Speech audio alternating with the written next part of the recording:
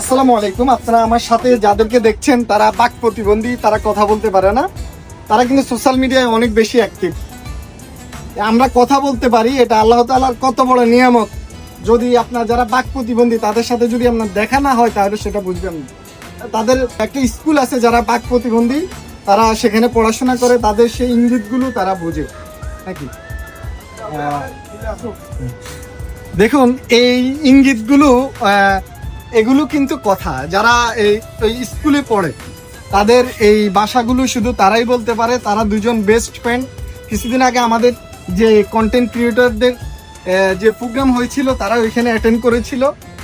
Even তাদের সাথে আমাদের পরিচয়টা হয়েছে সোশ্যাল মিডিয়ার মাধ্যমে। আজকে হঠাৎ আমরা বসে রয়েছি, হঠাৎ কথা মানে ইঙ্গিত দেওয়ার পরে বুঝতে পেলাম যে তারাই তো আমাদের প্রোগ্রামে গিয়েছিল। তো তাদের জন্য অনেক বেশি দোয়া করবেন, আর নিজের জীবনকে নিয়ে কখনো হতাশ হবেন না। দেখুন তারা কত স্মার্ট, আল্লাহ তাআলা তাদের এই জিনিসটা দেয় নাই, তারা তো বসে থাকে নাই, তাদের জীবন এখনো চলতেছে, আর এটাই মেনে নিতে হবে। তো ভালো থাকবেন, আর তাদের জন্য অনেক অনেক বেশি দোয়া করবেন।